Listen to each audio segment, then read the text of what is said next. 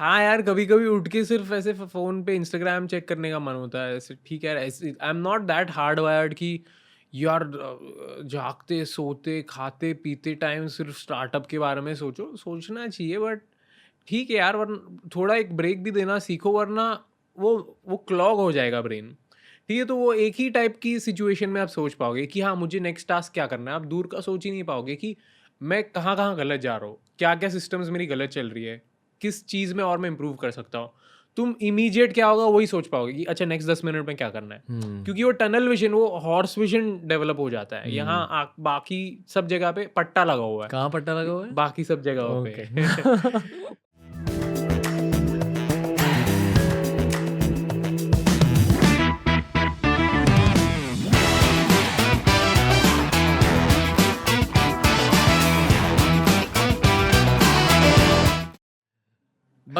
Special the Ranveer show Hindi में आपका स्वागत है द विराज शेठ के साथ। थैंक यू द का सम्मान देने के लिए धन्यवाद। सम्मान नहीं था, गाली थी। गाली थी। हाँ ओके। अभी हम बात कर रहे थे कि जब बियर बाइसेप्स मंकी की शुरुआत हुई थी 2-3 साल पहले, तो हमारे पुराने ऑफिस में 6-7 इंजीनियर मिलके सिर्फ काम करते थे और बकचोदी करते थे। 6-7 लौंडे मिलके बकचोदी कर रहे हैं बस। फिर झलक रावल आ गई और हाँ। पूरी कंपनी को प्रोफेशनल बना दिया और हमारी पूरी Structure ला डायरेक्शन दिया। Change Yes. हो गई। बिल्कुल।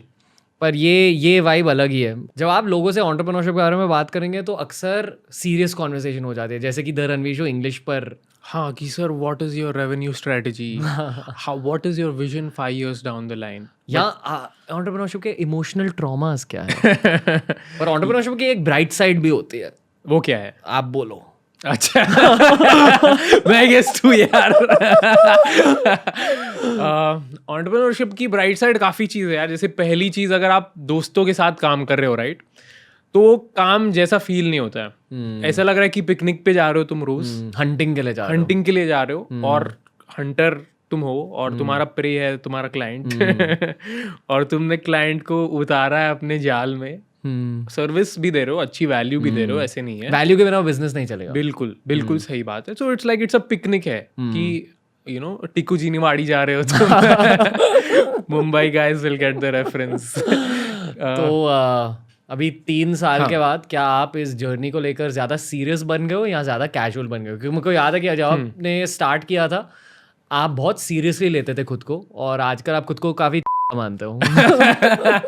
मुझे क्या माना जा रहा है आजकल, इसलिए मैं मान रहा हूँ। बट हाँ अभी थोड़ा सा रिलैक्स हो चुका हो, क्योंकि आई थिंक जब तुम शुरू कर रहे हो कोई भी business right, and specially in a space जब हम we were not a name at all. मुझे नहीं पता था कि मीडिया क्या होता है, मुझे नहीं पता था एडवर्टाइजिंग क्या होती है, मुझे नहीं पता था टैलेंट मैनेजमेंट क्या होती है।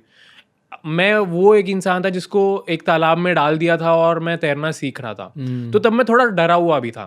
अब थोड़ी सी स्विमिंग आ चुकी है तो मुझे पता है कि यार मैं डूबने नहीं वाला हूँ। तो मैं थोड़ा बैक स्ट्रोक मार सकता हूँ, थोड़ा बटरफ्लाई स्ट्रोक मार सकता हूँ, थोड़ी स्विमिंग पूल में बकरी कर सकता हूँ, स्विमिंग पूल में पेशाब भी कर सकता हूँ। एग्जैक्टली।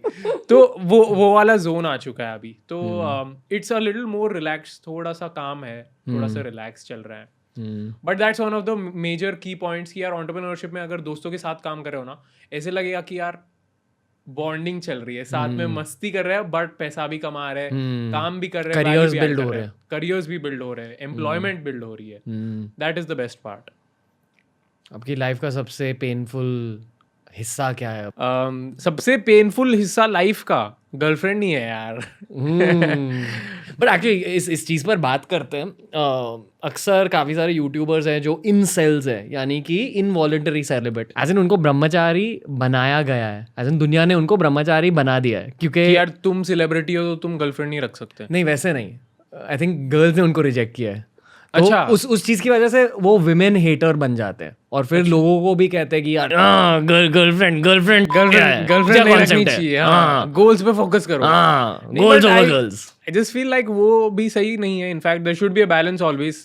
ये मतलब नहीं है कि यार गर्लफ्रेंड हुई तो डिस्ट्रैक्शन है। If you have the right girlfriend she can actually help fuel your career, help you know grow, make you grow as a person. वो आपके साथ साथ वो चलेगी, and that's what every relationship is. It's not like अरे लड़की आ गई तो यू आर जस्ट इमेजिनिंग ओ कोई अप्सरा आ गई है क्या कर रहे हो हाथों के साथ, क्या कर रहे हो? मतलब दैट्स हाउ पीपल थिंक यार कि लोगों को लगता है यार लड़की आ गई तो कोई अप्सरा आ गई है जो तुम्हें डिस्ट्रैक्ट करने के लिए मोटिव से आई है, but that's not how it is. That's not an equal relationship. तुम गर्लफ्रेंड के साथ रिलेशनशिप में जा रहे हो ना कि तुम कोई नेटफ्लिक्स के सब्सक्रिप्शन के साथ कि यार वो आ गई तुम्हारी लाइफ में तो तुम डिस्ट्रैक्ट हो जाओगे. गर्लफ्रेंड्स की बात आई तो मेरे को ऑब्वियसली खुद के बारे में बात करना है. रणवीर अलावादा नहीं बात करता है यार ये खुद के बारे में. रणवीर अलावादा चैनल पर हमारा एक क्रिटिसिज्म है कि हम बहुत ज्यादा गर्लफ्रेंड ओरिएंटेड कंटेंट बनाते हैं. हाँ मुझे पता है, काफी ब्रेकडाउन्स भी हुए हैं ये चीजों पे कि क्यों ये इंसेल्स ने किया ब्रेकडाउन्स, क्यों ये बंदा ऐसे थंबनेल्स डाल के वीडियोस बना रहा है. बट भाई अगर तुम सिर्फ वीडियो के थंबनेल देख के जज कर रहे हो ना बुक को, तो तुम बहुत गलत आदमी हो जो सिर्फ हर बुक को फर्स्ट पेज से देख के बोलता है कि ये तो चूतिया बुक है. भाई तूने पढ़े क्या 10 पेज भी. और मैं एक और चीज कहना चाहता हूँ कि लोग अक्सर ये लगता है कि क्योंकि मैं खुद स्पिरिचुअलिटी की बातें करता हूँ, सीरियस बातें करता हूँ, कि मैं हरामी नहीं हूँ. बट लेकिन स्पिरिचुअलिटी का again like I said balance होना चाहिए यार. तुम कलयुग में जी रहे हो भाई. अगर तुम पूरी तरह से एकदम मासूम एकदम गिविंग बंदे हो रहे हो तो तुम सही में जाके मेडिटेट करो यार हिमालयाज में. तुम बिजनेस मत चलाओ. तुम डोंट बी तुम जैसे यार एक्सट्रीम्स में मत करो. हाँ तुम वैराग्य ले लो basically. What Shiv ji had taken, right? He didn't have a family. उनके पास नहीं थी फैमिली, उन्होंने नहीं रखा था. After that he chose actively कि यार ठीक है आई विल बिकम, मैं फैमिली भी रखूंगा और उस हिसाब से मुझे थोड़े बहुत रूल्स रेगुलेशंस के हिसाब से करना भी पड़े शायद काम. तुम ये मत सोचो कि यार स्पिरिचुअल है तो यार गर्लफ्रेंड नहीं पटा सकता. भाई कहाँ लिखा है ये? क्यों? तुम स्पिरिचुअल हो सकते हो but do it for your own peace, so that जब तुम शांत होगे अंदर से, जब तुम एम्पैथी लाओगे. एम्पैथी का मतलब बताइए भाई. एम्पैथी का मतलब किसी और के जज़्बात अच्छे से समझना, अच्छे से Exactly, जानना, उनके बोले बिना. एग्जैक्टली. तुम जब ये सारी प्रैक्टिसेस करोगे, तुम जब रिस्ट्रेंट प्रैक्टिस करोगे इन टर्म्स ऑफ कम बोलोगे, ज्यादा सुनोगे, कम हिलाया करो. हिलाओ जो भी हिलाना है यार, वो तुम्हारा. हमने तो नो फैप को इतना प्रमोट हमने किया है बट मैं पुश नहीं करता वो कॉन्सेप्ट. तुम्हें करना है तुम करो. मुझे पता है हेल्प हो जाती है. हाँ मैंने जब किया था मुझे हेल्प हुई थी अच्छी खासी. आई नो दैट मैं भी हजारों दिनों तक नहीं वो प्रैक्टिस कर पाऊंगा. और मतलब मुझे नहीं करनी. आपने भी हिलाया है लाइफ में. मैंने हिलाया है लाइफ में. आपके अंदर से छूटे हैं मेरे भी नन्हे विराज.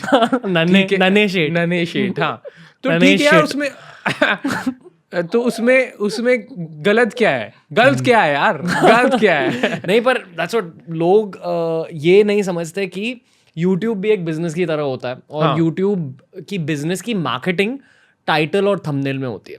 अगर आपने बहुत ही तोड़ू वीडियो बनाया पर उसका टाइटल और थंबनेल कुछ खास नहीं है, कुछ क्लिकबेट नहीं है, तो लोग नहीं देखेंगे. यार हमने बनाया मेडिटेशन पे वीडियोस, कितने व्यूज है? 50,000 व्यूज. क्यों? तुमने एक बंदे को देखा योगा कर रहा है, तुमने बोला छोड़ ये तो बकचोद कंटेंट नहीं है, मुझे नहीं देखना है. हमने बनाया लड़की के साथ, हॉट लड़की के साथ फोटो, कितना है? 2 मिलियन व्यूज. क्यों भाई? वो तो that's what the audience wants to consume. But see the contents in the video ना. क्या बात की है? कर्टेसी की बात की है, टेबल मैनर्स की बात की है, एम्पैथी की बात की है. तुम वीडियो जरा देखो ठीक से. And this is not about us trying to be aggressive. देखो यार everyone has their own notions. What we are trying to say is that to attract people to the good you might have to use certain tricks and tips जिससे वो attract हो, जिससे वो उसको boring ना लगे चीज. जैसे महाभारत युद्ध में धर्म को मेंटेन करने के लिए कोई अधर्म का सहारा लेना पड़ा. या इन अ सेंस कि ये भी अधर्म नहीं यार, ये इन अ वे आपको ही लॉर कर रहा है टू कंज्यूम गुड कंटेंट. वैसे तो यार काफी बकचोद कंटेंट तुम कंज्यूम कर ही लेते हो यूट्यूब पे. यहाँ पे क्लिक करके एक वैल्यू सीख लोगे तो उसमें लड़की कैसे पटाए 10 ट्रिक्स. यार ये कुछ गलत बात नहीं है. You are becoming a better person and that's what not any female but any human will want. So that's how it will help you. Girlfriends की बात आई तो मेरे को आपकी गर्लफ्रेंड्स और मेरी गर्लफ्रेंड्स के बारे में बात करना है. बहुत नॉर्मल टॉपिक है. आई फील कि हर रिलेशनशिप से बहुत कुछ सीखने को मिलता है, खुद के बारे में, दुनिया के बारे में, ऑब्वियसली वो गर्ल के बारे में. तो आपकी लाइफ में एक जो सबसे बुरी गर्लफ्रेंड थी और एक जो सबसे अच्छी गर्लफ्रेंड थी, उन दोनों से क्या सीखा? और फिर मैं कहूँगा मैंने क्या सीखा. मेरी सबसे बुरी गर्लफ्रेंड थी आप. रणवीर नहीं बताना था यार, ये नाजायज रिलेशनशिप को नहीं डिस्क्लोज करना था. ठीक है खुद के बारे में बताओ. तो मैं ये नहीं बोलूँगा कि गर्लफ्रेंड्स बुरी थी. शायद वक्त बुरे थे। कंपैटिबिलिटी नहीं थी, बुरी गर्लफ्रेंड, मतलब मैं कह रहा हूँ कि कंपैटिबिलिटी नहीं थी आपके हाँ, और कि उनके हम बीच। We were not meant for each other may be, right? तो उसमें एक्सपीरियंस थोड़े मैंने ये समझे कि यार जब पार्टनर गिविंग नहीं होता है, राइट, इक्वली, जब वो मैं जैसे तू हरामी तू बोलते रहता है ना कि मैं मेरा देखो मेरा कंटेंट, मैं हूँ एंटरप्रेन्योर। अबे ठीक है यार, बाकियों पे भी ध्यान दे। तो तो वो होना चाहिए, like you should be giving as a partner. काफी रिलेशनशिप जहाँ पे बुरा एक्सपीरियंस था वहाँ पे वो 100% गिविंग कंपैटिबिलिटी नहीं थी यार, कि कोई एक बंदा रिलेशनशिप में ज्यादा ध्यान दे रहा है, ज्यादा प्यार दे रहा है। और बताओ। और ज्यादा सम्मान दे रहा है, सपोर्ट दे रहा है, right? One sided one relationship. Sided relationship नहीं यार, एक तरफा प्यार अच्छा नहीं होता है। ठीक I है, agree. बॉलीवुड के पीछे मत तुम भागो फालतू में। फालतू के रणबीर कपूर के कॉन्सेप्ट्स मत सुनो। ये एक तरफा प्यार की कीमत ही कुछ और होती है। नहीं आई भाई, थिंक दैट्स व्हाट चन्ना मेरा ने काफी लोगों की बुद्धि। हाँ, इट्स लाइक कि भाई मुझे सैड फील नहीं होना, फिर भी मैं चन्ना मेरा सुन लूंगा, मेरे आंख में से आंसू आ जाएंगे। लाइक चन्ना मेरा बहुत अच्छा गाना था। विराज आजकल बहुत सुनता है चन्ना मेरे। मैं बचपन से ही सुन रहा हूँ जब से आया हूँ भाई। I love Arijit Singh, big fan Arijit Singh. तो बट वो ना बॉलीवुड में अनरिक्वेटेड लव को, वन साइडेड लव को बहुत ज्यादा सेलिब्रेट किया जाता है। एक्चुअली अनहेल्दी होता है आपके लिए। हाँ, टॉक्सिक है यार। एवरीवन इज लाइक कि नहीं, मैं प्यार में अपनी जान कुर्बान कर मैं दूंगा। आशिक हूँ। हाँ, बट क्यों नहीं देनी, जान नहीं देनी है भाई, प्यार ही देना है सामने वापस। जस्ट प्यार का बहुत ट्विस्टेड कॉन्सेप्ट होता है बहुत लोगों के दिमाग में। क्यों बोल रहे हो आप? कि आई फील कि प्यार एक्चुअली इवेंचुअली हर रिलेशनशिप में फेड अवे हो जाता है। उसके बाद सिर्फ पार्टनरशिप बच जाती है, फ्रेंडशिप बच जाती है। बिल्कुल। और प्यार डेफिनेटली होता है इनिशियल में, मतलब शायद 5 साल बाद भी, 10 साल बाद भी। पर जब आप बुढ़ी हो जाओगे तो आप हॉट तो नहीं दिखोगे तभी। हाँ, हॉट तो नहीं दिखोगे। एक दूसरे से हर मोमेंट ये नहीं कहोगे कि बेबी आई लव यू, ये वो। इवेंचुअली आप लाइफ के बारे में बात करते हो। जय शेट्टी हमारे जो इंग्लिश पॉडकास्ट के एक बहुत बहुत बढ़िया गेस्ट थे, उन्होंने एक चीज कही थी उस पर कि अगर रिलेशनशिप की बात की जाए तो the basic definition of relationship is आप किसी का हाथ पकड़ रहे हो और कह रहे हो कि अभी ना हमारी लाइफ में बहुत प्रॉब्लम्स आने वाले हैं, तो इन प्रॉब्लम्स का सामना हम साथ में करेंगे। Exactly. वो होती है रिलेशनशिप की मीनिंग, ना कि चलो साथ में मिलकर सेक्स करेंगे, चलो साथ में मिलकर लव यू बोलेंगे। वो एक टीम बॉन्डिंग होता है यार every time. You know, it's like you could go to war with them. तुम सही में एक जंग लड़ सकते हो उनके साथ। That's who you should have as a partner. और आपकी बेस्ट रिलेशनशिप से क्या सीखा? Best relationship was where there was growth always, जहाँ पे स्पेस भी है बट ग्रोथ भी है। ये आपको लगता है कि आप एंटरप्रेन्योर हो इसलिए ये कह रहे हो कि आपके लिए best relationship growth oriented relationship थी? Not really. I mean even if I was not an entrepreneur, right, मैं सीख करूंगा कि यार बी इन अ रिलेशनशिप जहाँ पे मैं रोज कुछ सीख रहा हूँ तुमसे, आप भी मुझसे कुछ सीख रहे हो। और ये जब रिलेशनशिप होगी ना, you will want to speak to them. I think the essence of every relationship, हर रिलेशनशिप की सबसे ज्यादा अहमियत आई थिंक कॉन्वर्जेशन और अंडरस्टैंडिंग पे दी जानी चाहिए। जब तुम अपने पार्टनर को समझ पाओगे, तुम अच्छा कॉन्वर्जेशन कर पाओगे। और कॉन्वर्जेशन मतलब यही नहीं कि यार मुझे स्पिरिचुअलिटी की ही बात करनी है, मुझे चक्रास की ही बात करनी है। नहीं भाई, अगर तुम सेम काइंड ऑफ ह्यूमर भी पसंद करते हो, तुम same kind of TV shows भी पसंद करते हो, और एल्स तुम ओपन हो कि यार अच्छा तुम्हें तारक मेहता का उल्टा चश्मा पसंद है और मुझे गेम ऑफ थ्रोन्स पसंद है, तो ठीक है, हम एक दूसरे के साथ शेयर करेंगे वो स्टोरीज। तो जब वो ओपननेस और वो चाइल्ड लाइक एंथुजियाज्म होता है ना रिलेशनशिप में कि यार ये जो बोल रहे हैं ना, मुझे सुनना है ये, तभी वो मजा आता है। एक बंदे को, स्पेशली एंटरप्रेन्योर्स को, पर चलो एंटरप्रेन्योर से कोई भी एम्बिशियस बंदे को, जिसको ग्रोथ चाहिए लाइफ में, उसको अपनी गर्लफ्रेंड्स के थ्रू क्या मिलता है? एंड ऑब्वियसली ये क्वेश्चन फीमेल्स के लिए भी है। हाँ, वाइस वर्सा, कि एक जो अगर एम्बिशियस बंदी है तो उसे अपने बॉयफ्रेंड से क्या मिल सकता है? Like what is a good case scenario?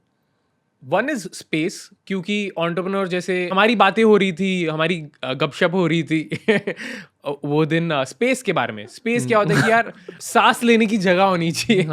एक सांस लेने की जगह होनी चाहिए। बहुत डायरेक्ट ट्रांसलेशन हो गया। इट शुड बी कि हाँ यार, कि अच्छा अभी मैं काम कर रहा हूँ, ठीक है, तो मुझे अभी नई लवी डवी बातें करनी है फॉर एग्जाम्पल। या अगर मैं काम कर रहा हूँ तो मुझे वो कॉल पे नहीं आना जहाँ पे मैं तुम्हें या तुम मुझे अपने सहेली के बॉस के भाई के बारे में बता रहे हो, there should be a time for that also. मैं ये नहीं बोल रहा हूँ कि वो गार्बेज कॉन्वर्जेशंस है। अगेन ऐसे मत सोचो कि यार तुम अगर डीप कॉन्वर्जेशंस और तुम बुक्स और स्पिरिचुअलिटी के बारे में ही बात कर रहे हो तो ही वो अच्छी रिलेशनशिप है। But there is a time for everything. जब तुम्हें पता है कि यार day in the day I think this person is a little busy, my girlfriend और boyfriend is a little busy, तो मैं उनको नहीं कॉल करूंगा या करूंगी।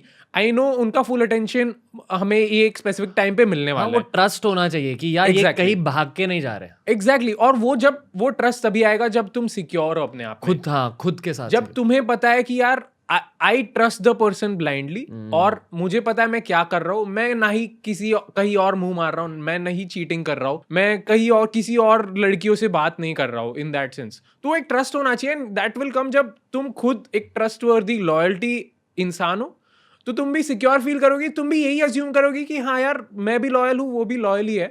और इस हिसाब से ये जब अजम्पशन होता है ना, this is my rule also. मैंने ये रिसेंटली ट्विटर पे भी लिखा था कि कोई भी टाइप की रिलेशनशिप्स हो, बिजनेस या रोमांटिक या दोस्ती, मेरा एक रूल है, थंब रूल है कि मैं एक इंसान को 2 बार ट्रस्ट करता हूँ। ठीक है, पहली बार अगर उन्होंने मुझे बिट्रे किया या मुझे धोखा दिया, मैं बोलूंगा ठीक है कोई बात नहीं, मैं नोटिस करूंगा वो, बट मैं कन्फ्रंट नहीं करूंगा। मैं बोला ठीक है कोई बात नहीं। आप कम्युनिकेट करोगे? पर मैं कम्युनिकेट भी नहीं करूंगा, मैं उनको एक और चांस दूंगा कि ठीक है, अगर कि मुझे तो पता है इसने क्या किया है, बट अगर इसको पता है कि मुझे भी पता चल गया तो he will not do that again intentionally ever again. ठीक है, वो वापस वो नहीं गलती फरमाएंगे। बट अगर उन्होंने एक और बार ये किया क्योंकि उनको लगा कि यार इसको थोड़ी पता चलेगा, ये तो बेवकूफ है, ये किया है, तब मुझे पता चल जाएगा कि इसका इंटेंशन ही गलत था, कि ये जा ही रहा था मुझे बनाने के लिए, इसको मुझे बेवकूफ बनाना ही था। तो ये मेरा रूल है कि हाँ ये तो फिर ये चीटर है बंदा। तो Rahul is a cheater, Rahul is a cheater. ये क्या हो गया आपको? ये क्या हो गया? कि ये बंदा चीटर ही है, तो इसके साथ मैं डिस्टेंस मेंटेन करूंगा, इनके साथ मैं ना ही बिजनेस करूंगा। लेकिन हाँ कि ये मेरा थंब रूल है, 2 बार ट्रस्ट करो उसके बाद मत करो। थंब। अच्छा। तो बेसिकली अच्छा, अभी मैं मेरी बुरी गर्लफ्रेंड्स और अच्छी गर्लफ्रेंड्स, अरे छोड़िए नहीं बात करनी, नेक्स्ट। तो मेरी एक किसी ने मेरे पर चीट किया था और मैंने उसके उस सिचुएशन के बाद 1 साल के लिए सोचा कि ये क्यों हुआ था, क्योंकि रिलेशनशिप बहुत अच्छी तरह से जा रही थी। और फिर मुझे यही पता चला जो आपने कहा कि कोई तब चीट करेगा जब वो खुद के साथ सिक्योर ना हो, तब जब उनके अंदर खुद सिक्योरिटी ना हो, तब उन्हें ये लगता है कि नहीं यार मैं अच्छा नहीं हूँ या अच्छी नहीं हूँ, चलो मैं कहीं और से वैलिडेशन ढूंढता हूँ या ढूंढती हूँ, तब चीटिंग होती है। बिल्कुल। तो I think that would be my worst compatibility relationship. और आपकी बेस्ट क्या रही है? बेस्ट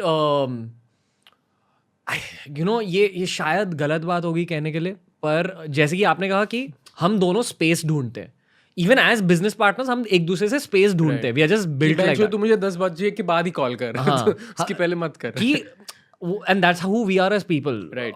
मतलब हम ऐसे हार्ड वायर्ड है, हमें स्पेस चाहिए क्योंकि बचपन से ऐसे हैं शायद। राइट। तो आई फील कि जब आपकी रिलेशनशिप कोई ऐसे इंसान के साथ स्टार्ट होती है जहां उन्हें भी उतना ही स्पेस चाहिए जितना आपको चाहिए, वो सबसे बेस्ट रिलेशनशिप होती है। और जब वो इंसान खुद सिक्योर भी होगा, जितने आप सिक्योर हो, अगर आपकी सिक्योरिटी लेवल्स मैच हो जाएंगे तो फिर वो बहुत फ्रूटफुल अच्छी रिलेशनशिप होती है।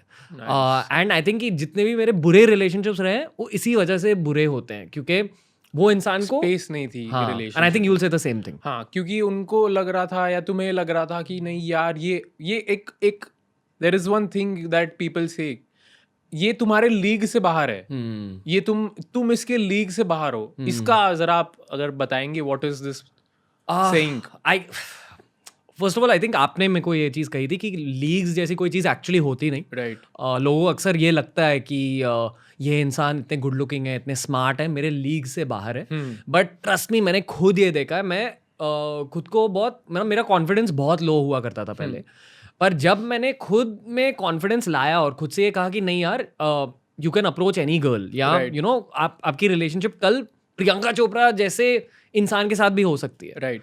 If you wish for that, if you wish for that, आपको बस खुद में उतना कॉन्फिडेंस होना चाहिए, और दूसरे फैक्टर्स भी है, खुद को ग्रूम करो, Right. ड्रेस वेल, करियर में कुछ करो, Right. स्मार्ट बनो, बुक्स पढ़ो, वो फैक्टर्स भी होते हैं, बट उसका बेस होता है कॉन्फिडेंस एंड सेल्फ बिलीफ।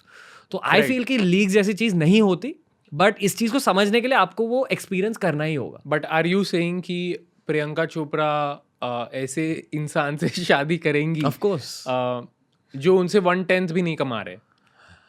अगर आपने प्रियंका चोपड़ा के साथ फ्रेंडशिप करी पहले और ये जाना उनके बारे में, प्रियंका चोपड़ा की बात ऑब्वियसली नहीं हो रही है, ये बस एग्जांपल यूज करें ऑफ अ कंप्लीट, से Priyanka Chopra is used as a very attractive female who you want to approach.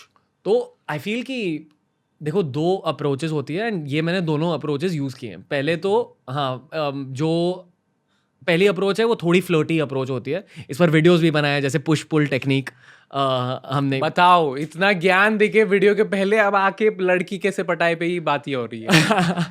Basically अगर आपको किसी का दिल जीतना है और आपको ये पता है कि definitely I like this person, और आपको खुद लगता है कि यू हैव अ चांस, तो फिर जाके डायरेक्टली फ्लर्ट करो कॉन्फिडेंस के साथ।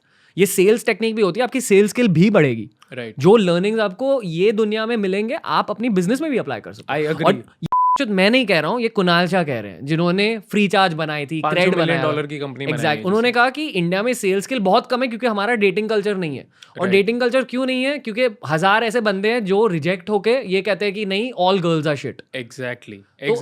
लाइक थोड़ा सेल्फ इंप्रूवमेंट के बारे में सोचो, चेंज योर बिल्कुल सही बात। पर्सपेक्टिव्स। अब ठीक है यार, भारतीय संस्कृति में अलग अलग चीजें लिखी है, मैं वो चीजें भी अडॉप्ट करता हूँ, पर दुनिया की संस्कृति में जो बेस्ट चीजें मैं उनको भी अडॉप्ट करता हूँ। And that's what you need to do. कि कलयुग है यार, तुम ये मत सोचो कि यार मेडिटेशन ही करना है 10-12 घंटे।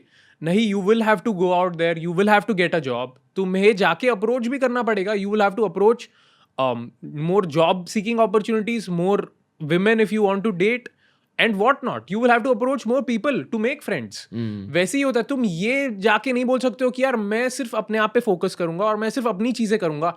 See, that is definitely one of the ways कि यार that will attract more people towards you, but you will also have to take equal effort. You can't just be like कि नहीं, मैं सबसे ज्यादा पैसा कमा रहा हूँ, मुझे पता है, मैं कॉन्फिडेंट हूँ, मैं अपने हिसाब से सबसे बात करूंगा। That's दुनिया ऐसे नहीं चलती। दुनिया ऐसे नहीं चलती। It's a collaborative world. No one wants to be friends with a cocky person. ठीक है, cocky person का मतलब बताए। कॉकी विराट शेठ कॉकी है। नहीं, कॉकी पर्सन मतलब घमंडी। घमंडी, हाँ, कि यार मेरे पास लाखों रुपए है, मैं शेर हूँ, मैं अपने घर में अपने रूम में बैठ के अपना काम करूंगा, मुझे किसी से इंटरेक्शन नहीं करना है। And that is something I will tell you, I used to be that guy. YouTubers के साथ बहुत ज्यादा होता है। राइट। सब यूट्यूबर्स के साथ। क्यों भाई? यूट्यूबर्स के साथ सब दुनिया की नाइंसाफी हो रही है। नहीं, नाइंसाफी नहीं है, पर ओके, ये मैं एक बुक पढ़ रहा हूँ युval नोआ हरारी की। उन्होंने पावर के बारे में बात किया था। तो बेसिकली यूट्यूब का आउटकम पैसा और फेम नहीं है, पावर है, इन्फ्लुएंस है। आपको लोगों के दिमाग पर पावर मिल जाता है, इन्फ्लुएंस मिल जाता है। राइट। तो अब ये आपका पब्लिक पर्सोना बन जाता है। मान लो आपने अपने फैंस को जाकर आप गए मिलने और कोई फैंस को आपने हायर कर लिया, ठीक है, और ये बहुत होता है हमारे साथ कि हम बहुत सारे अपने खुद के फैंस को हायर कर लेते हैं, मंकी बियर बाइसेप्स से नहीं। अच्छा, काम के लिए हाँ, यूट्यूबर्स अपने फैंस को हायर कर लेते हैं। अभी अगर आपके आसपास सिर्फ आपके फैंस हैं जो आपको भगवान मानते हैं, जिसका पेडेस्टल पे डाल रहे हैं। हाँ, पेडेस्टल का मतलब क्या हुआ? मतलब आपको एक भगवान की तरह मान रहे हैं, बेसिकली एक दर्जे पे चढ़ा रहे ऊपर। हाँ, तो फिर आपको असलियत के बारे में कभी नहीं पता चलेगा, बिकॉज आप येस मैन को ब्रीड कर रहे हो। आप अपने आसपास ऐसे लोगों रख रहे हो जो हमेशा आपको ये कहेंगे कि आप ही सही हो, सर, आप हीरो, सर आप बेस्ट हो, सर। तो ये हो गई एक थियरी जो यूट्यूब की दुनिया में होती है। पर एक और थियरी है, युval नोआ हरारी ने नेतन्याहू के बारे में बात किया था। नेतन्याहू इजराइल के पीएम है, मतलब जैसे हमारे यहाँ मोदी जी है, वहाँ नेतन्याहू है। तो इजराइल में एक पार्टी हुई थी जहां इजरायली टॉप 30 सेलिब्रिटीज को बुलाया गया था, उसमें युval बुलाए गए थे। तो युval ने उस चैप्टर में लिखा है कि मैंने देखा कि उस पार्टी में सब बिलियनर थे, साइंटिस्ट थे, ऐसे बड़े बड़े लोग थे, बहुत अकॉम्प्लिश लोग थे, और हर कोई नेतन्याहू की चाट रहा था। हाँ। कि कह रहे थे कि नहीं यार सर, आप ही हो, आप ही हो। अभी नेतन्याहू अगर मान लो वो उसका दिल साफ भी है, उसको पावर नहीं चाहिए, बट फिर भी दिया जा रहा है उसको। हाँ, दिया जा रहा है। और लो सर, ये तो लोग बिलियनर हैं, राइटर्स हैं, साइंटिस्ट हैं। तो आप ये सोचो कि जब वो आम लोग को मिलने जाते हैं या अपने कैबिनेट के साथ काम करते हैं, वो लोग उनकी कितनी चाटते हैं। राइट। तो वेदर यू लाइक इट और नॉट, अगर आपने महान कुछ कर लिया अपनी लाइफ में, अगर आपने पावर पा लिया अपनी लाइफ में, तो फिर लोग आपको एक पेडेस्टल पर रखेंगे रखेंगे, और उसकी वजह से आपको ये ऑटोमेटिकली लगेगा कि जो आप सोच रहे आई हो एम ना, द शिट, मैं हूँ जो भी भाई, आप सोच रहे हो वो 100% सही है। मैं भगवान हूँ, मैं right? भगवान हूँ, वो गॉड कॉम्प्लेक्स आ जाता है हाँ। कि भाई बॉस मैं ही हूँ। और ये गॉड कॉम्प्लेक्स रीडिंग से बहुत टूट सकता है, ये मैंने देखा, like as an it reading can save you, reading आपकी क्योंकि जान वो बचा वो सकता है। तुम्हें बताता है कि नहीं तू कुछ नहीं है भाई, दुनिया में असलियत ये है। इतना विजडम और नॉलेज है कि तू उसका 1% भी नहीं ग्रास्प कर चुका है, विच इज व्हाई दे से knowledge is the true actual power, right? और एक और चीज़ मैं कहना चाहता हूँ, बहुत ज़्यादा यूट्यूबर्स हैं इंडिया में अनफॉर्चुनेटली, जिन्होंने लाइफ में बहुत कुछ किया नहीं है, मतलब राइट। जेन्युइनली बहुत कुछ अचीव नहीं किया है। कोई क्या आप अपने आप को भी यही मानोगे? हाँ, आई फील कि मुझे कॉन्स्टेंटली लगता है, मैं 27 साल का हूँ और मुझे लगता है कि मैं बहुत स्लो गया हूँ अपने करियर में। व्हेन आई नो कि ठीक है, मतलब मेरी स्पीड भी अच्छी है, पर मुझे लगता है कभी कभी कि मैं बहुत स्लो गया हूँ करियर में। ओके, क्यों है ये? क्यों लग रहा है ये? बहुत भूख है मेरे को और बहुत कुछ करना है लाइफ में। तो खा ले तो एनीवे अबाउट द यूट्यूबर्स, वो लोग क्या होता है ना उनके साथ, वो बेसिकली कोई लोग हैं जिन्होंने 12th पास भी अच्छे से नहीं किया है और पढ़ाई के बारे में ज्ञान देते हैं, करियर के बारे में ज्ञान देते हैं, जब उन्होंने शायद ऑफिस में भी काम नहीं किया खुद। राइट। और क्योंकि वो अच्छे कम्युनिकेटर्स है, अक्सर जनता को लगता है कि यार हाँ सही बोल रहा है, ये आदमी सही है, ये बट जो भी कह रहे हैं क्या आप ही अपने बारे में भी नहीं बोलोगे कि आप भी स्पिरिचुअलिटी के बारे में बोलते हो? What do you suggest? आपको नहीं लगता है कि may be it's not my place? मैं जो भी चीज़ों के बारे में बात करता हूँ, हमेशा 1 साल के लिए उस चीज़ को प्रैक्टिस कर, खुद पे इम्प्लीमेंट करते हो आप पहले, उसके बाद ही आप, क्योंकि जब आप ऑडियंस को बताते हो। प्रैक्टिकली इम्प्लीमेंट करोगे खुद पे, तो फिर आपको पता चलेगा कि इस थॉट प्रोसेस के बेनिफिट्स क्या है और कॉन्स क्या है, कि गलत अगर किसी चीज़ को होना है इस प्रोसेस में, तो वो क्या क्या गलतियां हो सकती है। Got it. तो दैट मेक सेंस कि आप खुद पे पहले आप खुद को गिनी पिग बनाते हो, खुद को लैब रैट बनाते हो कि यार मेरे पे कैसे कीटो चल रहा है, मेरे पे कैसे चक्रा मेडिटेशन चल रहा है या जो भी है, उसके बाद ही आप वो और अगर मान लो मैं किसी को इंस्ट्रक्शंस दे रहा हूँ कि ऐसे ऐसे करो, ये करो, तो मैं हमेशा वो इंस्ट्रक्शंस देने से पहले या तो रिसर्च पेपर्स पढ़ता हूँ या बुक्स पढ़ता हूँ या एक्सपर्ट से बात करता हूँ और फिर मैं कुछ कंटेंट डालता हूँ। मैं रिस्पॉन्सिबली कंटेंट डालता हूँ। राइट। पर ये मैंने इंडिया में देखा कि बहुत लोग कुछ भी डाल देते, गलत एडवाइस डाल रहे हैं, एंड मेरे अकॉर्डिंग गलत है, क्योंकि मैंने वो गलतियां खुद की है। Got it. और मैंने देखा कि नहीं यार ये नहीं चलता है, ये नहीं चलता है। और मैंने दुनिया देखी है, मैंने बहुत ट्रैवल किया अपनी लाइफ में। ऑनेस्टली यूट्यूब की एक बेनिफिट है कि आपके करियर में, आपकी लाइफ में बहुत दरवाजे खुल जाते हैं। एज एन आपका नेटवर्क का पावर, आपकी नेटवर्क की साइज, आपकी नेटवर्क की क्वालिटी बहुत ज्यादा बढ़ जाती है। ये लोग अंडर एस्टिमेट करते हैं। बिल्कुल। और जब आप ऐसे लोगों से मिल रहे हो, इतने हाई पावर हाई सक्सेस वाले लोगों से मिल रहे हो, जो वो कहते हैं ना वो अक्सर सही चीजें होती है। राइट। वो आपको एग्जैक्टली सही इंस्ट्रक्शंस दे रहे हैं, क्योंकि देव अचीव्ड इट ऑल, तो वो उनको झूठ बोलने में कोई शौक नहीं है, plus they are not there to impress anyone, right? तो वो सच बताएंगे आपको। एंड एक्चुअली ये एंटरप्रेन्योरशिप में भी बहुत ज़्यादा हेल्प हो जाती है। आई फील कि जितनी ग्रोथ हमारी पिछले 1.5 साल में हुई है, उसकी स्पीड मैंने एंटिसिपेट नहीं की थी। मुझे लगा नहीं था कि इतनी स्पीड के साथ ग्रोथ हो जाएगी। I am not talking about bear bicep, सब कुछ, मंकी, बियर बाइसेप, जो हमारे अभी के फ्यूचर के प्लान है, जो बड़े बड़े प्रोजेक्ट्स हम कर रहे हैं। बिल्कुल। और ये हुआ क्योंकि हमें एक बहुत तगड़ा नेटवर्क मिल गया सोहो हाउस की वजह से। अग्रीड। अपने पास्ट वर्क की वजह से 4 साल 5 साल के लिए बहुत मेहनत की और फिर बहुत सारे दरवाजे खुलने लगे। लेकिन क्या आप ये बोलोगे कि ये जो नेटवर्क इफेक्ट जो एक चीज़ बोलते हैं, राइट, कि एक चीज़ से दूसरी चीज़ पाना बहुत ईजी हो जाता है क्योंकि एक मुकाम पे हो आप ऑलरेडी, वुड यू नॉट से कि वो प्रिविलेज की वजह से होता है कि यार कि हमने एक मुकाम पे लाया है खुद को, या तो आप एक प्रिविलेज फैमिली से रहे हो? Do you think that is a factor for it कि आपने कमाया है ये चीज़? नहीं, मैंने कमाया, क्योंकि ये अगर मैंने पहले ही देखो, जहाँ मैं हैंग आउट करता हूँ सोहो हाउस में, वहाँ बहुत। सोहो हाउस क्या है? सोहो हाउस आप समझाओ। सोहो हाउस भाइयों बहनों, सोहो हाउस एक ऐसी जगह है जो एक एक्सक्लूसिव क्लब नहीं होता है, जहाँ पे आपने मूवीज वगैरह में देखा हुआ होगा कि बाहर एक मुस्टंडा बाउंसर खड़ा हुआ है जो आपको रोक रहा है, नहीं, शो मी योर आईडी। इन अ वे आप वो हिसाब से विजुलाइज करो कि अगर आपके पास मेंबरशिप कार्ड है या फिर आपके दोस्तों के पास मेंबरशिप कार्ड है तो ही आप वहाँ पे जा सकते हो। और वहाँ पे कौन कौन से लोग घूमते हैं? शाहरुख खान आते हैं वहाँ, मीडिया एंटरप्रेन्योर्स आते हैं वहाँ। मैंने सिड रॉय कपूर से मुलाकात मेरी वहाँ हुई थी, विद्या बालन से मैं इनकी मिला हूँ। नेटवर्थ क्या होती होगी? ऑन एन एवरेज अगर आप एक सैटरडे नाइट वहाँ गए, on an average at least 50 crore की नेटवर्थ होगी पर person. On an average. Okay. मतलब ऐसे लेवल्स के दरवाजे खुल जाते हैं मेहनत के बाद. और वहाँ मैंने ये भी देखा है कि काफ़ी सारे अमीर बाप के बेटे भी आते हैं अपने नए नए बिजनेस को लेकर कि मैंने अभी 1 महीने पहले खोला है. राइट. और उन्हें वो सम्मान, वो रिस्पेक्ट नहीं दिया जाता है क्योंकि वो ये तो फैमिली बिजनेस चला रहा है. हाँ, in comparison to a bear biceps और अ बियूनिक, क्योंकि लोग न्यू एज एंटरप्रेन्योर्स है ये. हाँ. ये इनकी फैमिली से छोड़ के कुछ उन्होंने बिजनेस स्क्रैच से शुरू किया. पर उन्हें सम्मान नहीं दिया जाता है क्योंकि people respect you after you have earned a position. Right. कि आपने ठीक है 4-5 साल के लिए मेहनत की है ना, मतलब आपकी भी कोई स्टैंडिंग है सोसाइटी और में. कॉन्क्रीट एक्सपर्टीज है. राइट. किसी चीज में आप बहुत अच्छे हो इसलिए 4-5 साल से ये चीज कर रहे हो. राइट. उसकी वजह से आपको बहुत सम्मान मिलता है सोहो हाउस में, और उस सम्मान की वजह से आपकी नेटवर्किंग हो सकती है वहाँ. राइट. पर मान लो कल सिड रॉय कपूर, रॉनी स्क्रूवाला जैसे कोई शख्सियत वहाँ सोहो हाउस में बैठे हुए हैं और इन बच्चे एंटरप्रेन्योर्स में से कोई वहाँ गया, उनसे बात की, तो वो उनसे बात नहीं करेंगे. क्यों नहीं करेंगे? मतलब वो भी तो पोलाइटली बात smart हो करेंगे, सकते.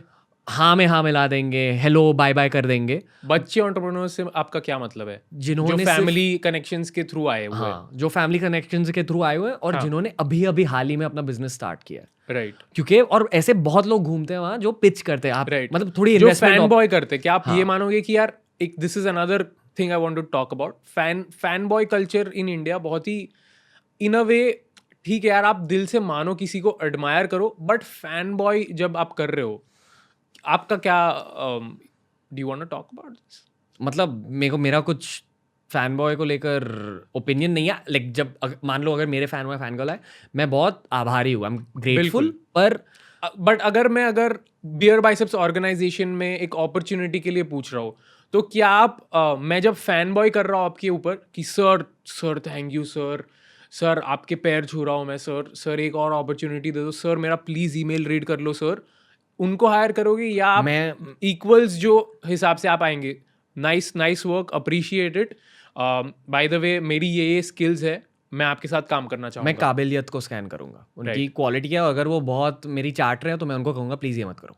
राइट. बिकॉज मैं आपका कोई मतलब टीम ओनर नहीं हूँ, मैं आपके साथ क्रिकेट खेल रहा हूँ. आप ओपनर हो, मैं नंबर 3 बैट्समैन हूँ, गांगुली हूँ, आप सचिन हो, आप सहवाग हो. मेरे को वो चाहिए, मैं एक बार समझा दूंगा. और ये मैंने प्रोसेस देखा है. बियर बाइसेप्स में भी हमारे कोई हाई परफॉर्मिंग हायर्स रहे हैं जो पहले फैन बॉयज थे पर अब बहुत ही की टीम मेंबर्स बन गए. Because they realise it's an equal game of sorts, right? कि अगर मैं अपॉर्चुनिटी के लिए जा रहा हूँ तो मुझे सर प्लीज थैंक यू, ये वो, आप बेस्ट हो, वो हिसाब से नहीं जाना है. ये यूट्यूबर सोशल मीडिया स्टार का करियर काफी एम्प्टी करियर है. राइट.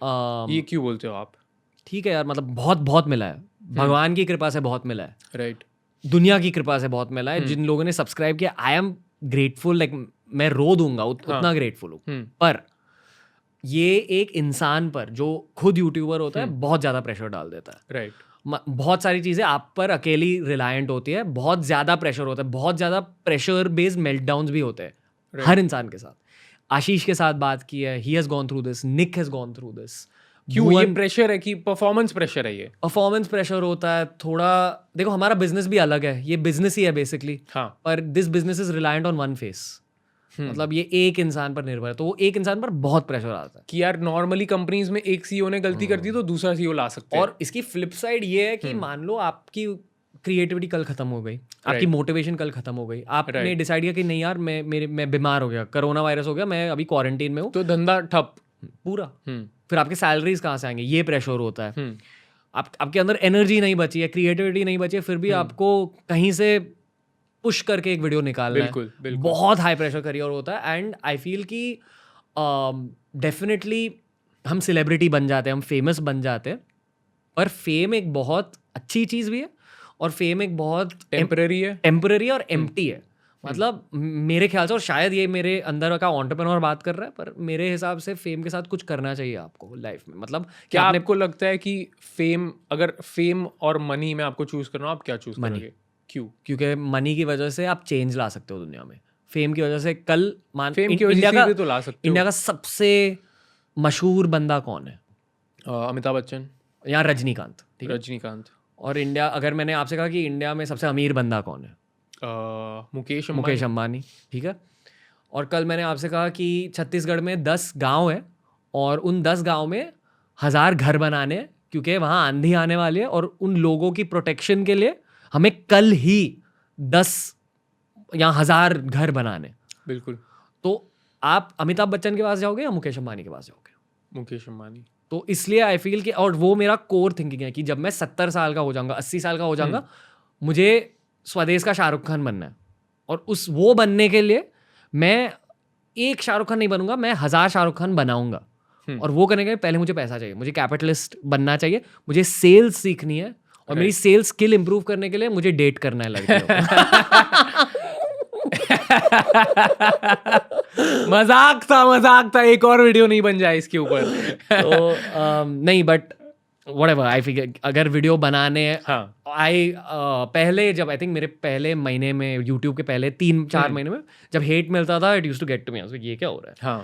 पर आई थिंक 1 साल के अंदर ही मैं बहुत हेट को लेकर बहुत नम हो गया। मुझे पता है भाई, मुझे बताओ, मुझे पूछो, मेरी फटती है अभी भी, ठीक है। बोलो हेट के बारे में कुछ बोलो। मेरी फटती है when I see, because okay ठीक है, ये बंदा ऐसा है जो कंट्रोवर्शियल ओपिनियंस डालता है, ठीक है, इंटरनेट पे। और and as is manager my thing is always कि यार मत डाल, क्यों पंगे लेने यार फालतू में, नहीं है point, it's pointless, it's going to disturb 10 मेरा people। गरम पंजाबी खून है। हाँ नहीं यार, वो जो भी हो, it's going to disturb 10 people, क्यों करना है, छोड़ना है यार। But then he also is right, वो सही बोलता है कि यार अगर मैं ओपिनियंस अपने अनफिल्टर्ड नहीं डालूंगा तो लोगों को लगेगा कि ढोंग चल रहा है, और वो मुझे ढोंग नहीं करना है। I need to have the I need to have the comfort जहाँ पे मैं अपनी ऑडियंस के साथ अपने थॉट्स शेयर कर सकूं। और वहां पे अगर 10 में से 2 लोगों को हेट थ्रो करना है, ट्रोल करना है, तो कर लो, तो कर लो यार। I don't give a on that, about that. पर हमारे साथ भी ऐसी 1-2 सिचुएशंस हुई है जहां हमें भर भर के गालियां आई है, फाड़ गालियां आई है, लाइक और मतलब 2-3 दिन के लिए गाली आई है, नॉन स्टॉप। पर ये कब हुआ था? ईयर 5 में, ईयर 4 में, ठीक है, मतलब अभी 1 साल पहले या जो भी। आई स्वेयर टू गॉड, मतलब मेरी फट के हाथ में आ गई थी, मैंने बोला भाई डिलीट कर, खत्म कर, पर आई वाज 5 दिन तक ट्वीट मत कर। आई वाज लाइक ठीक है यार, I signed up for this job, ये मतलब, और मैंने खुद ओपिनियंस डाले थे, ये I have to face this. मेरा वो एटीट्यूड था, और सच में वो एटीट्यूड था। जब वो हेट आ रहा था, मैं बाकी के अभी जो अगले 2 हफ्ते के स्क्रिप्ट से वो सब लिख रहा था कि हाँ अभी क्या बात कर सकते हैं, ये मेरे दिमाग में वो चल रहा है कि what to do next. But I feel कि सोशल मीडिया इन्फ्लुएंसर्स वैसे बहुत रोते हैं हेट के बारे में कि मार गए। चलो ओके, डेटिंग की बात हो गई, शादी की बात करते हैं। आपने शादी के बारे में क्या सोचा? आपकी उम्र क्या है? छप रहे हमारी कार्ड्स रंगीन। मैं शादी के बारे में बहुत कुछ सोचता हूँ यार, मैं फैमिली के बारे में I don't know bro, like हो जाता है। उदय चोपड़ा हो गया धूम में से। वो भी होता है सच में। कभी कभी मैं किसी स्पिरिचुअल लड़की को मिलता हूँ तो मुझे कभी कभी वो स्पिरिचुअल लड़की की डेफिनेशन क्या है भाई, बताओ। जो मेडिटेट करे, हु स्पिरिचुअली ओपन, जिसके साथ मैं बहुत गहरे स्पिरिचुअल कॉन्वर्सेशंस कर सकूं और वो मेरी स्पिरिचुअल बातें सुन सके। लाइक एज इन बहुत लोग स्विच ऑफ हो जाते हैं। हाँ, जैसे कि मैं। नहीं, आप ज्ञान मत दे यार। आप भी मीडियम लेवल हो, आप एकदम चुप नहीं हो। तो बेसिकली बट मैं, हमारे टीम में एक मेंबर है आयुष तिवारी करके, उन्होंने एक बहुत बढ़िया चीज़ कही थी मुझे। आयुष तिवारी कहते हैं कि the big benefit of getting married, और ये उनकी फैमिली उनसे कहती है कि एक इंसान पर अपने करियर को लेकर बहुत ज़्यादा स्ट्रेसेस आ जाते हैं और सिर्फ इमोशनल हेल्थ के लिए एक मैरिज होना ज़रूरी है। तो अगर आपने मुझसे ये चीज़ 22 साल की उम्र पर कही होती तो आई वुडंट बिलीव इट। मैं ये सोचा कि क्या बात है कर, पर 27 साल के होने के बाद अब आई अग्री कि मैंने किस चीज़ पे आप अग्री करो, क्यों शादी होनी चाहिए? देखो, मैंने बहुत लोगों को डेट किया एंड जब मैं किसी को डेट करता हूँ मैं हमेशा ये कहता हूँ कि I want to take 1 day at a time. मेरे को शादी के बारे में नहीं सोचना, पहले मेरे को आपको अच्छे से जानना है। एंड कभी कभी क्या होता है ना, आपका पहला महीना उनके साथ या पहला साल भी उनके साथ बहुत अच्छा जाएगा, पप्पी लव, हनीमून फेज होगा। और फिर 3 महीने के बाद या 1 साल के बाद या जो भी हर इंसान के हर रिलेशनशिप है वो पादना शुरू करेंगे फिर फिर उनकी रियल साइड तुम्हें पता चलेगी जब कि आप ये भी पादते हैं। और जब हम पाद की बात कर रहे हैं वो फिजिकल पाद्स नहीं होते, उनके बुरे फैक्टर्स निकल कर आते हैं और फिर आपको पता चलता कि नहीं मैं इनसे शादी नहीं कर सकता, ये मेरे लॉन्ग टर्म पार्टनर नहीं है। और फिर मैं कह देता हूँ लोगों को I don't see my self in with you in the long term. और आप what are the two factors that you will look in a partner to say that okay I can get married to this? Spirituality और space. पर ये क्योंकि मैं self aware हूँ, मैंने बहुत लोगों को डेट किया है और ये बहुत ईजी है मतलब सुनने में, पर बहुत मुश्किल है लाइक एक्चुअली किसी में ये दोनों चीज़ें होना बहुत ज़्यादा मुश्किल। अगर उनके अलाइनमेंट्स जैसे कि उनके पॉलिटिकल विचार, उनके रिलीजियस विचार, उनके विचार इन टर्म्स ऑफ ओके अगर हमारा कल बच्चा होगा तो हम उसे होम स्कूल करेंगे या हम उसे धीरूभाई अंबानी की स्कूल में भेजेंगे, क्या ये विचार भी मैच होनी चाहिए? नहीं, मैं उनके ह्यूमन ट्रेड्स देखूंगा कि ये अपने विचारों को लेकर कितने कठोरता से जीते हैं। हाँ। मतलब कितने स्टिफ फ्लेक्सिबल कितने है कि नहीं है। हाँ, पहले मैं वो फ्लेक्सिबिलिटी ढूंढूंगा और दूसरी चीज rather than there political opinions, वो रिलीजन पॉलिटिक्स के बारे में क्या सोचते हैं, मैं ये देखूंगा कि यार ये दूसरे इंसानों के साथ कैसे पेश आते हैं, दूसरे इंसानों से बात कैसे करते हैं। जिनके साथ इनके ओपिनियंस नहीं मैच हो रहे, क्या उनको वो लुक डाउन कर रहे हैं या वो ओपन हो रहे हैं उनके ओपिनियंस के लिए? मतलब अगर आप खाने के लिए कहीं गए और वेटर से बुरी तरह से बात कर रहे हैं तो वो मेरे लिए बहुत बड़ा रेड फ्लैग होता है, क्योंकि आई फील कि मेरे कोर में मैं बहुत रिस्पेक्टफुल इंसान हूँ, स्वीट इंसान हूँ और मेरे को ऐसा ही कोई चाहिए। बिल्कुल। पहले मैंने ऐसी भी लड़कियों को डेट किया है जहाँ मुझे लगा कि यार ये लड़की बहुत हरामी है, मुझे बैलेंस कर देगी, क्योंकि मैं बहुत मासूम हूँ। हाँ, मासूम तो तू नहीं है। मतलब मैं बहुत पोलाइट हूँ, मैं बहुत स्वीट हूँ एज अ बंदा, एंड ये इंसान इतने स्वीट नहीं है। हाँ, तो वो पहले मुझे अट्रैक्टिव लगता है। She will look out for me, हाँ, कि मेरे को प्रोटेक्ट करेगी। हाँ, प्रोटेक्ट करेगी। हाँ, पर वही प्रोटेक्शन जो मुझे पहले लगा था कि हाँ मैं इन्हें इसलिए डेट कर रहा हूँ, वो बाद में जाकर एक बहुत बड़ी फाइट बन जाती थी कि अपने आप में ही फाइट हो रही है कि यार क्या मैं ट्रस्ट कर सकता हूँ, नहीं ट्रस्ट कर सकता हूँ। लोगों के साथ वो बहुत मतलब क्या एडवांटेज ले रहे मेरा कि नहीं ले रहे। वो जो हरामीपन जिससे मैं अट्रैक्ट हुआ था, वो हरामीपन उनमें इतना ज्यादा बढ़ गया, क्योंकि देखो जब आप कोई भी रिलेशनशिप स्टार्ट करोगे ना, इनिशियली 1 साल में शायद 2 साल में भी वो दूसरा इंसान आपको अपने बुरे चीजें कभी नहीं दिखाएगा। हाँ, अपने बुरे ट्रेड्स कभी नहीं दिखाएगा, पर उनके बुरे ट्रेड्स फिर 3 साल बाद 4 साल बाद निकल कर आएंगे, और फिर जब वो निकल के आते हैं आपको उनकी असलियत पता चलती है, उनका कैरेक्टर रिवील हो जाता है आपके सामने। क्या इसीलिए बोलते हैं कि यार before marrying someone go out on a trip with them? ये एक्चुअली बहुत बहुत सही। हाँ, लोगों को लगेगा कि हाँ सेक्स के लिए ट्रिप करनी है, नहीं यार। मैरिज में अगर आप एक्चुअली टाइम को क्वांटिफाई करोगे, ठीक है, मतलब मान लो आपकी शादी किसी के साथ हो गई, तो आपने उनके साथ मान लो 50 साल बिताए, उन 50 साल का अगर आप पूरा टाइम स्पेंड देखोगे, उन 50 सालों में टोटली आप 1 महीने के लिए सेक्स कर रहे हो, ठीक है, पर 49 years and 11 months आप उनके साथ बस जी रहे हो, बातें कर रहे हो, प्रॉब्लम सॉल्व कर रहे हो, प्रॉब्लम घूमने जा रहे हो, व्हाटएवर। हाँ, वो आपको देखना है उस ट्रिप में, राइट, कि ये इंसान, और जब कोई ट्रैवल करता है ना, फिर से उनका कैरेक्टर रिवील हो जाता है ट्रैवलिंग के टाइम पे। तो आपको ट्रैवल करना बहुत जरूरी है, या उनके साथ लिव इन रिलेशनशिप करो। पर हमारे मतलब ये कल्चर में पॉसिबल शायद है, लिव इन रिलेशनशिप पॉसिबल नहीं है। पर मैंने ये भी देखा है मेरे आसपास जितने भी बहुत ज्यादा सक्सेसफुल मैरिजेस है, उनमें से काफी सारे मैरिजेस ने लिव इन से स्टार्ट किया, लिव इन ट्राई किया, हाँ, और फिर देखा कि हाँ मैं इस इंसान के साथ रह सकता हूँ, ये मुझे स्पेस दे रहे हैं या स्पेस नहीं दे रहे, क्योंकि हमें पता है कि एक 4 दीवारों के अंदर हाउ आर 2 people बिहेविंग।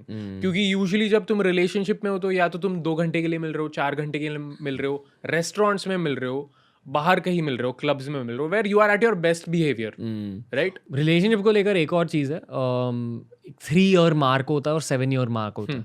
मतलब 3 year मार्क पे आपको उनकी असलियत दिखाई देती है, उनकी असलियत की एक झलक दिखाई देती है, और अगर आप वो 3 year मार्क तक नहीं पहुंचे, आपको उनकी कंप्लीट असलियत नहीं दिखाई देगी। हाँ, तो ये बहुत ज़रूरी मार्क होता है। एटलीस्ट किसी को 3 साल के लिए डेट करना चाहिए शादी करने से पहले। ओके, और 7 साल के मार्क, अगर 7 साल के लिए डेट कर सकते हो करो, लवली। हाँ, क्योंकि 7 साल पर आपको ये डेफिनेटली पता चलेगा कि आप अपनी पूरी जिंदगी इस इंसान के साथ बिता सकते हो या नहीं, राइट।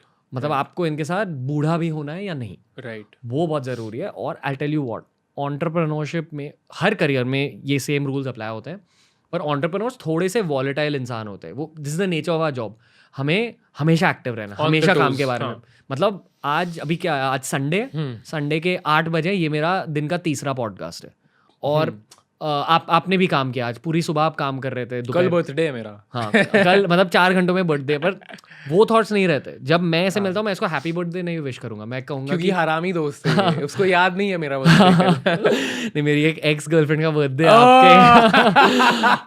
आपके बर्थडे के टाइम, मतलब आप उनके साथ बर्थडे शेयर करते हो, इसलिए मुझे फिर पता चला अच्छा विराज का बर्थडे 12 अक्टूबर को था। नाइस। तो बेसिकली 5 साल से दोस्त हूँ मैं इसका, गर्लफ्रेंड 5 महीने पहले मिली थी। नहीं, पर अगर आप अपने को-फाउंडर से मिलोगे, आपकी पहली इंस्टिंक्ट ये रहेगी कि और कौन सा नया बिजनेस शुरू करूँ इसके साथ। हम क्या शिफ्ट करें, क्या चेंज करें, अभी क्या प्लानिंग करें, अभी क्या स्ट्रैटेजी करें।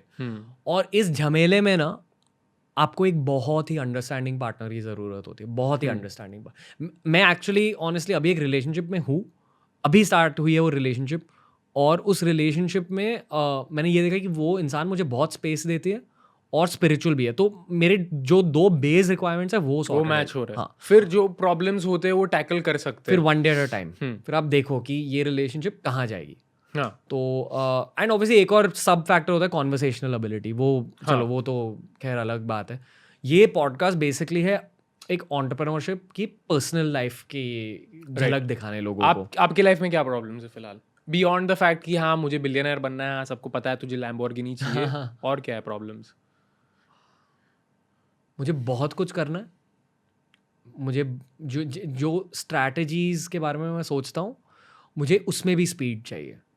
मतलब मेरे को काम में तो स्पीड चाहिए ही, मैं अपनी टीम पर भी बहुत प्रेशर डालता हूँ स्पीड के लिए, बट नए रेवेन्यूज बिजनेस मॉडल्स में भी और स्पीड चाहिए। पर मैं खुद पर भी ज़्यादा प्रेशर डालता हूँ कि स्पीड के साथ सोच हाँ, तो वो वाला, और ये एक्चुअली हेल्दी नहीं होता, और ये मैं रेकमेंड भी नहीं करूँगा। बट अगर आपने खुद के लिए बहुत बड़े बड़े गोल सेट कर दिया ना, ये उसका एक आउटकम रहता है। राइट। और आपको इसके थ्रू जीना पड़ता है to get to where you want to be when you are 30।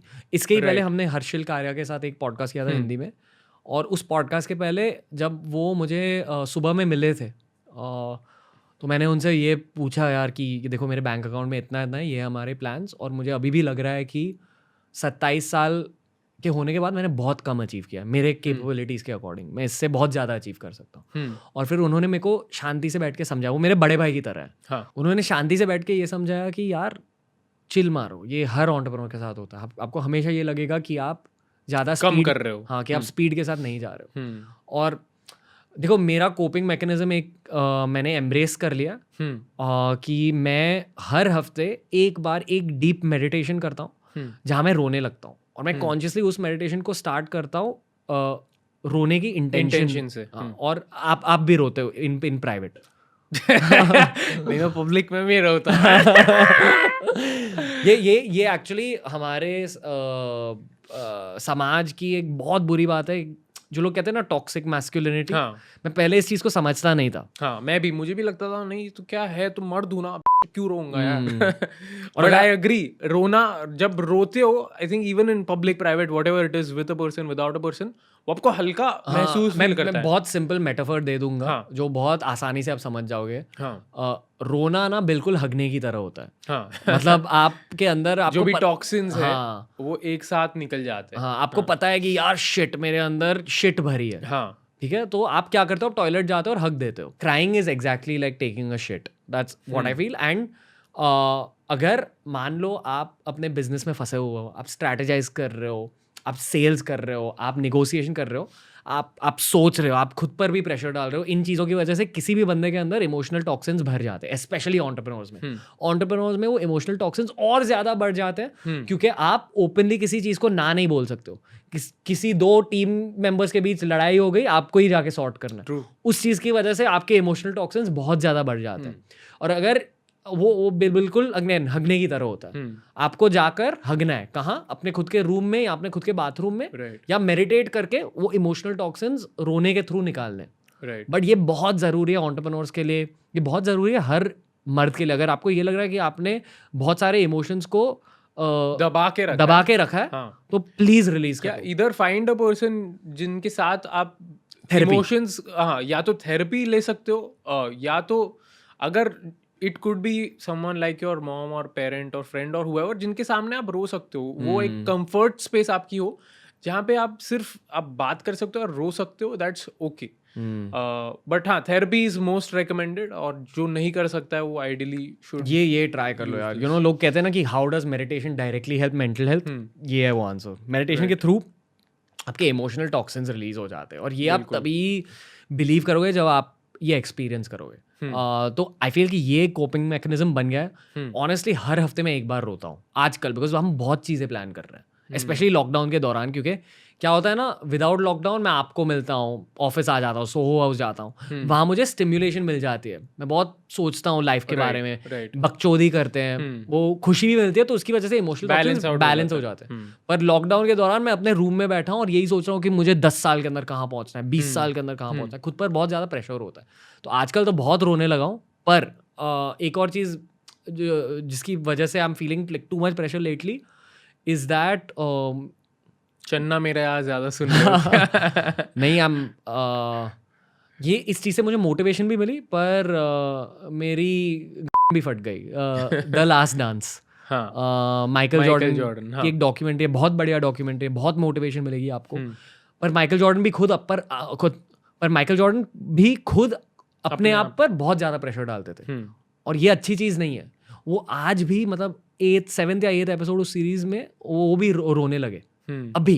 मतलब उन्होंने सब कुछ अचीव कर लिया, जो भी अचीव करना था सब अचीव कर लिया, एंड आई एम श्योर कि वो अभी भी ये सोचते हैं कि मैंने अब तक ज्यादा कुछ अचीव नहीं किया। आप वो देखने के बाद फिर भी अपने गोल्स पे वो उतने ही डेडिकेशन के साथ जाना चाहते हो? क्योंकि एक एपिसोड में वहां पे माइकल जॉर्डन ने इतनी फेम पाली थी कि वो एक 4 दीवारों के बाहर नहीं जा पा रहे थे।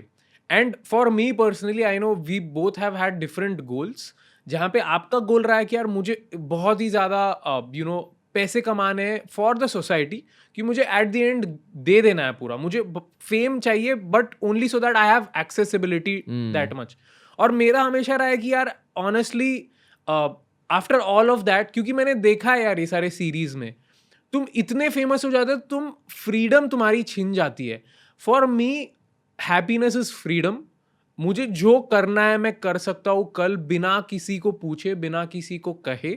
अगर मुझे ट्रिप लेनी है मैं ट्रिप ले लूँ, अगर मुझे किसी के साथ घूमना है मैं घूम लूँ उनके कंसेंट के साथ। जो भी करना है, राइट, मुझे जितने बजे सोना है मैं जितने बजे उठना है वो करूँ।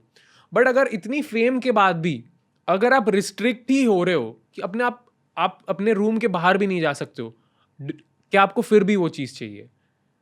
मैं जब मेरे लॉन्ग टर्म लक्ष्य के बारे में सोचता हूँ, मुझे हमेशा वो गांव दिखाई देते हैं जहाँ मुझे घर बनाने हैं, खुद के लिए नहीं, समाज के लिए। और मैं बस उसी चीज़ पर फोकस कर सकता हूँ, और अगर मुझे वहाँ तक पहुँचना है, I am ready to take that bullet off. ठीक है, अगर आपको मेरा फ्रीडम छीनना है मेरे से, मेरा मेंटल हेल्थ छीनना है मेरे से, I am okay with it.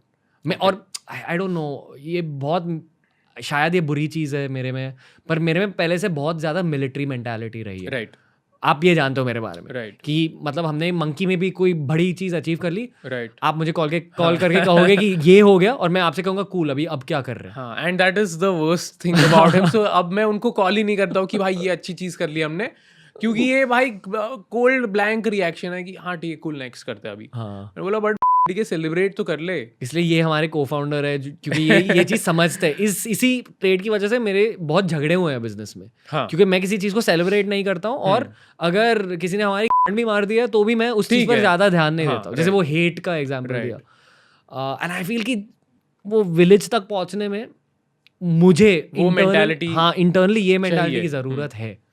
और other than that I feel कि यार कल मैंने सब गोल्स अचीव कर लिए, financial goals, fame goals, business goals. तो पहले मैं बहुत सोशल वर्क करूँगा, उसके बाद मैं एक वो संन्यास ले लूँगा। मुझे सच में एट सम पॉइंट सन्यासी बनना। संन्यास लेके क्या करना है आपको? मुझे बस मेडिटेट करना है, और क्योंकि मैंने मेडिटेशन के बारे में, स्पिरिचुअलिटी के बारे में बहुत ज़्यादा पढ़ा है, और मुझे पता है कि वो मेडिटेशन की दुनिया में, वो संन्यास की दुनिया में क्या क्या होता है, आपके दिमाग के अंदर क्या क्या होता है, आपकी स्पिरिचुअल जर्नी में क्या क्या होता है, और मुझे वो चाहिए, वो असली खुशी होती है। वो मैं अभी ऑलरेडी एक्सपीरियंस करने लगा हूँ इस मायावी दुनिया में। वो चीज़ मैंने ढूंढ ली है, पर उसकी एक झलक मिली है मुझे उस झलक को डीप जाना है। हाँ, पर उसके पहले मेरी इंडिया के लिए बहुत कुछ करना है, मुझे अफ्रीका के लिए बहुत कुछ करना है, अर्थ के लिए बहुत कुछ करना है, फिर मैं संन्यास ले लूँगा। और ये मुझे करना है। और शायद इसीलिए क्योंकि मैंने इतनी सारी चीज़ें प्लान करके रखी है, मैं खुद पर अभी स्पीड का प्रेशर डालता हूँ कि नहीं, स्पीड के साथ सोचो, स्पीड के साथ काम करो। मैं टीम पर भी बहुत ज़्यादा प्रेशर डालता हूँ। It's not easy to work with me at all. But क्या आपकी टीममेट्स की मेंटल हेल्थ सही है इसकी वजह से? मैं ऐसे टीममेट्स सिलेक्ट करता हूँ जो चूज करते हैं ये हाँ, मैं उनको कहता हूँ कि इंटेंसिटी के साथ काम करना। हाँ, मैं कहता हूँ कि अगर नहीं कर सकते हो तो सॉरी।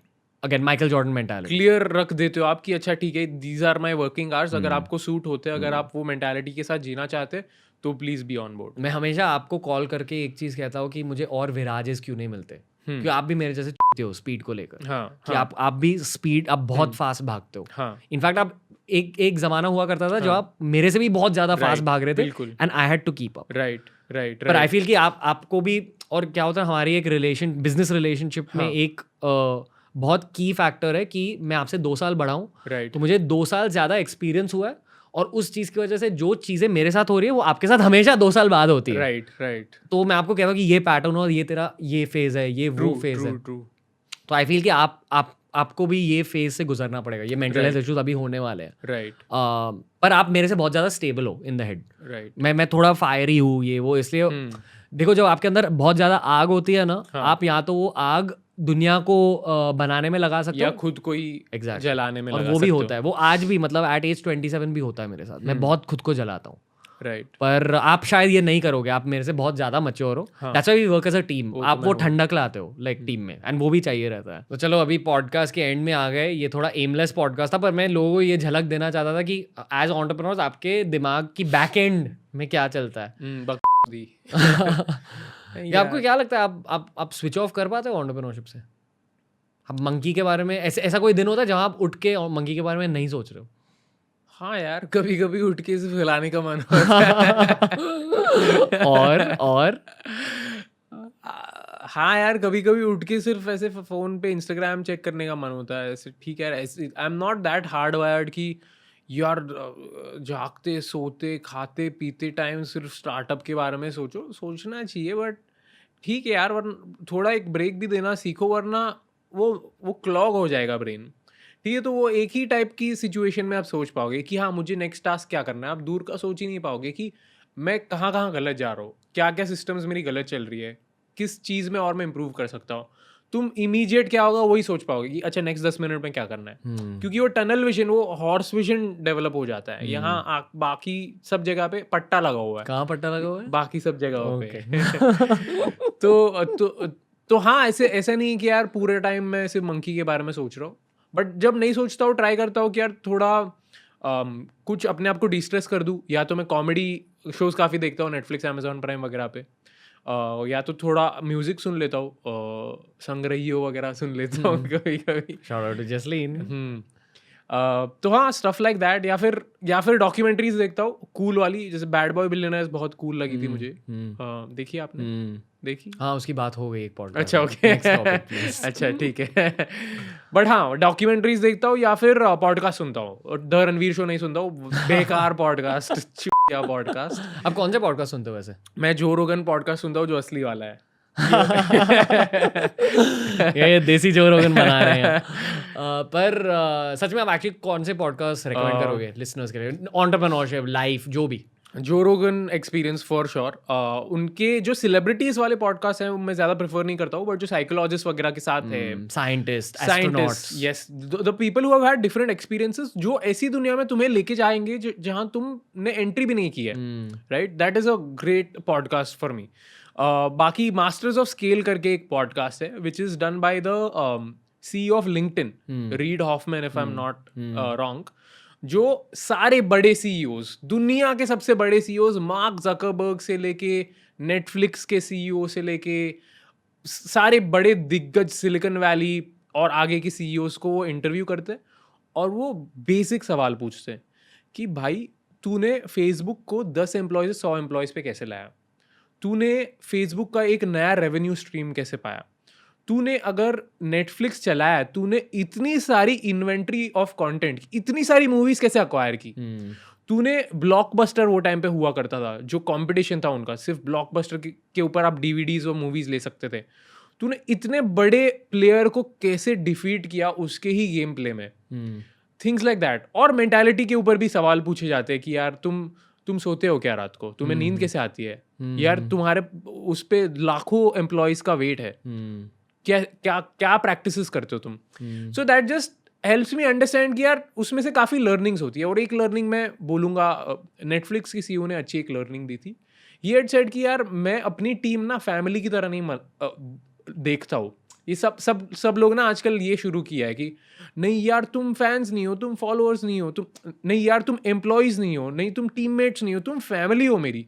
सबसे गलत चीज़ है ये, क्योंकि जब तुम फैमिली होते हो तुम फैमिली को कभी कन्फ्रंट नहीं करते हो, तुम फैमिली को ऑलवेज स्वीटली बात करते हो कि नहीं ये ले तेरा कंसोलेशन सर्टिफिकेट, नहीं it was good that you participated. तुम एकदम मॉलिकॉडल करते हो, तुम टॉफी देते हो सिर्फ हमेशा फैमिली को।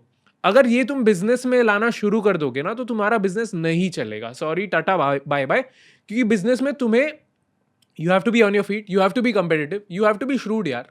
जो बंदा नहीं परफॉर्म करे उनको तुम ये नहीं बोलोगे कि नहीं बेटा ठीक है कोई बात नहीं 10 साल और रुक जा कंपनी में। नहीं भाई, तू मेरा बेटा नहीं है, तू मेरा भाई नहीं है। तू अगर नहीं काम करेगा 2 चांस दूंगा, 3 चांस दूंगा, 10 चांस नहीं दूंगा यार मैं। So you have to build a dream team. Galacticos का सीन पता है, रियल मैड्रिड यार कोई लूज प्लेयर नहीं था वो लोग में। they were, the coach was always looking यार who is the best fit for this specific position। Goalkeeper कौन है, मेरे को बेस्ट बंदा चाहिए। फॉरवर्ड कौन है, मेरे को बेस्ट बंदा चाहिए। That's how you look at building your business team.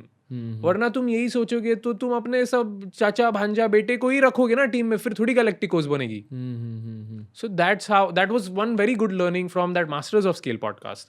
Tim Ferriss का काफी अच्छा पॉडकास्ट है। ऑनेस्टली मैं ये वाले थोड़े ज्यादा पॉडकास्ट सुनता हूँ जहाँ पे I get to learn from peoples experiences. फिर भी मैं द रणवीर शो नहीं देखता क्योंकि आप वो ये पेज आता है, आप फेसबुक पे पेज हुआ करता था। ओके, बस एंड करते हैं podcast. Thank you Viraj Sheth for being here. I don't care if it's abrupt honestly. Enjoy guys, ये था entrepreneurship in its real form. Yes, bye.